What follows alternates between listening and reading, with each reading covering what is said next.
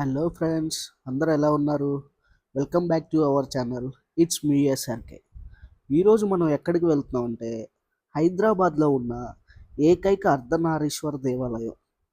మనం నార్మల్గా శివాలయంలో శివలింగానికి పూజలు, అభిషేకాలు చేయటం చూస్తాం.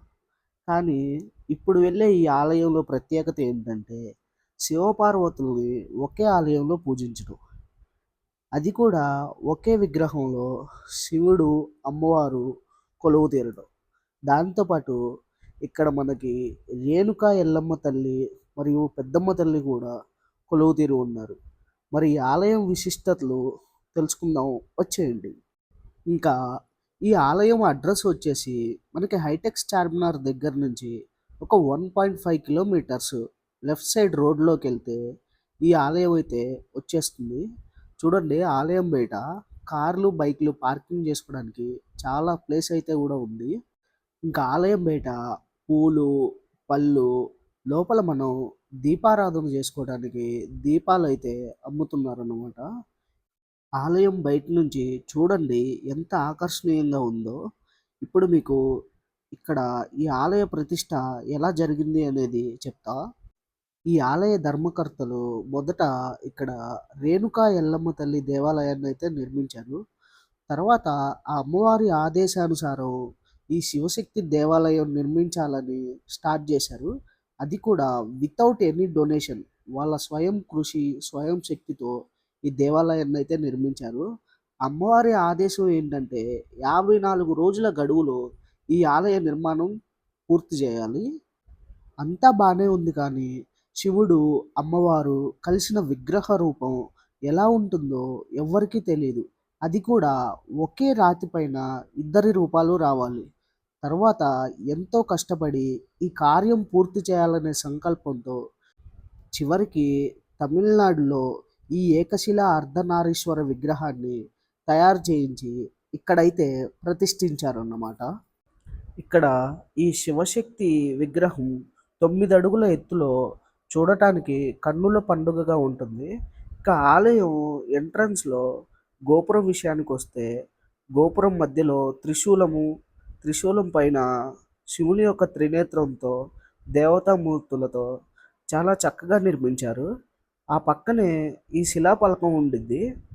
ఆలయ ధర్మకర్తలు ఈ టెంపుల్‌ని ఎప్పుడు స్టార్ట్ చేశారు, మొత్తం డీటెయిల్స్ అయితే దీంట్లో ఉన్నాయి. ఇప్పుడు ఆలయం లోపల చూపిస్తాను. చూడండి ఎంత ఆధ్యాత్మికంగా నిర్మించారో ఈ దేవాలయాన్ని.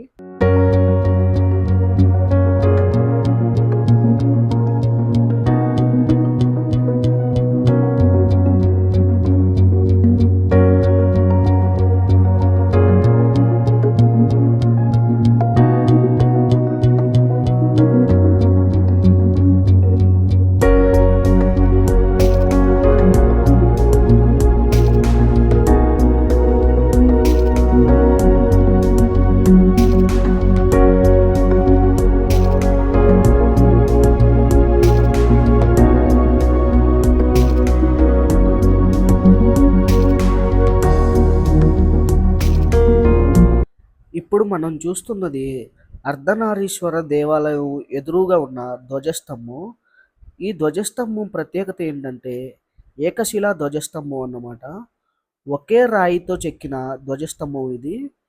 ఈ ధ్వజస్తంభానికి పైన త్రిశూలము, కింద శివుని మూడో కన్ను వచ్చేలాగా నిర్మించారు.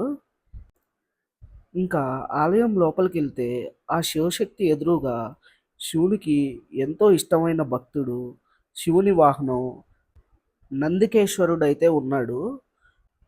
చూడండి, ఇప్పుడు మనం చూస్తున్నదే 9 అడుగుల ఏకశిల శివశక్తి విగ్రహం. చూడటానికైతే ఎంత బాగుందంటే మాటల్లో అయితే చెప్పలేమన్నమాట.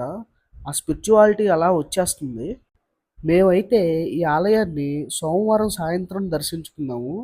చక్కగా ఆ రోజే ఉత్సవమూర్తులను కూడా బయటపెట్టి పూజా కార్యక్రమాలు అయితే చేశారు. ఇంకా ఆలయం చుట్టూతా ఏమున్నాయో చూద్దాం రండి. చూడండి, శివపార్వతుల ప్రతిమలతో కొటేషన్స్ ఉన్నాయి.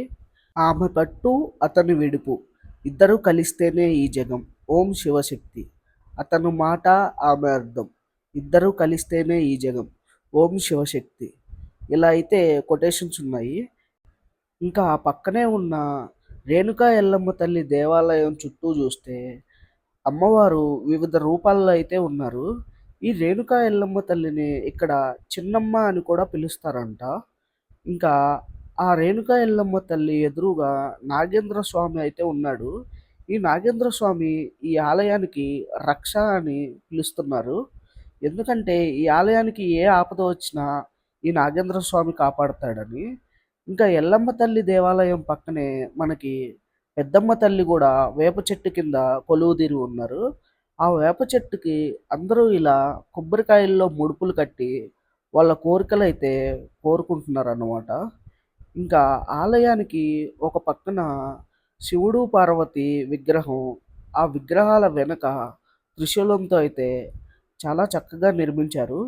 ఇది చూడటానికి చాలా బాగుంది. ఇంకో పక్కకొచ్చేస్తే త్రిశూలము, ఆ త్రిశూలం పైన శివుని యొక్క మూడవ కన్ను త్రినేత్రము, ఆ త్రిశూలానికి ఇంకా పైన డమరకము, ఓంకారం అయితే ఉన్నాయి. ఇది కూడా చాలా బాగుంది. ఇక్కడ నాకు బాగా నచ్చింది ఏంటంటే ఈ ఆలయంలో పూజా విధానాలు ఎంత నిష్టగా చేస్తున్నారంటే నిజంగా ఈ ఆలయ ధర్మకర్తలకి హ్యాట్స్ ఆఫ్ చెప్పాలి. ఇక్కడ ఆలయంలో ఒక పుంగనూరు ఆవు కూడా ఉంది. చూడటానికి చాలా బాగుంది అది కూడా. ఇదన్నమాట మన వీడియో. వీడియో నచ్చితే లైక్ చేసి సబ్స్క్రైబ్ చేసుకొని మీ ఫ్రెండ్స్ అండ్ ఫ్యామిలీకి ఈ వీడియో షేర్ చేయండి.